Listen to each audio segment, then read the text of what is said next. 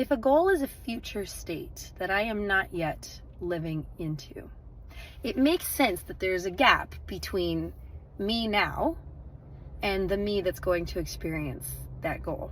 And for me in particular, because my goals usually involve something I'm going to do as opposed to I'm going to accumulate something or build something out there, it usually involves my somatic system, right? My body, my mind, my energy. And for example, right now I have decided that I'm coming out of retirement and I am going to audition. And I'm actually going to go do the Theater Bay Area general auditions where there's like lots of theaters that come and watch these things.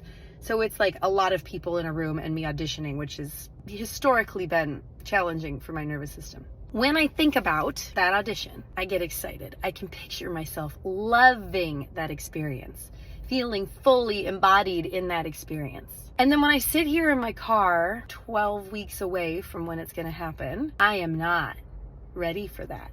I feel foggy, I have a cold, there's inflammation in my body. And some of this will just shift and change because life shifts and changes, but I have the tools to make sure that I direct that change in the direction I want it to go in so that I can show up on that stage and know that every fiber of my being that I have access and control over is participating fully in that event. That gives me the incentive to do the work, right? To play with every fiber of my being and make sure it is as finely tuned as it possibly can be so that I can go from this version of myself to that more expanded, currently imagined self that is going to have the experience I want to have happen. I'm going to take this imagined, better, future state version of myself and create it by practice and repetition and communication with my own nervous system. That's the game I'm going to play. And I'm going to come up with all kinds of really cool ways